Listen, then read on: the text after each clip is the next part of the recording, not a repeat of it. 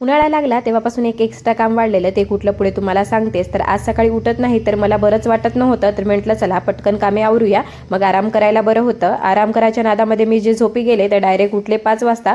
मी उठत नाही तर माझ्या मागे उर्वासुद्धा झोपून उठला, आणि त्याचा सकाळी असो किंवा दुपारी असो कधीही झोपेतून उठू द्या, त्याला सगळ्यात आधी भूकच लागते. मग त्याला छान डांगरू कापून दिलं आणि म्हटलं चला आज तुमच्यासोबत सायंकाळचं रुटीन शेअर करूया. तर सगळ्यात आधी पोर झाडून घेतला, घर झाडून घेतले, आणि उन्हाळा लागला तेव्हापासून हे एक काम वाढलं. ते म्हटलं तर कूलरमध्ये पाणी भरायचं. मग काय पटकन छान असं कूलरमध्ये पाणी भरून घेतलं. आणि इकडे बघा आपले सूर्यदादा मस्त असे ढगात जात होते.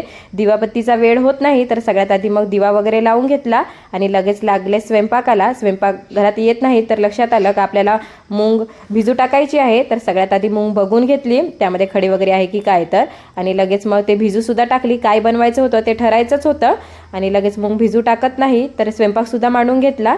तर आजचा दिवस असा होता. चला भेटूया उद्याच्या मिनी व्लॉगमध्ये. बाय.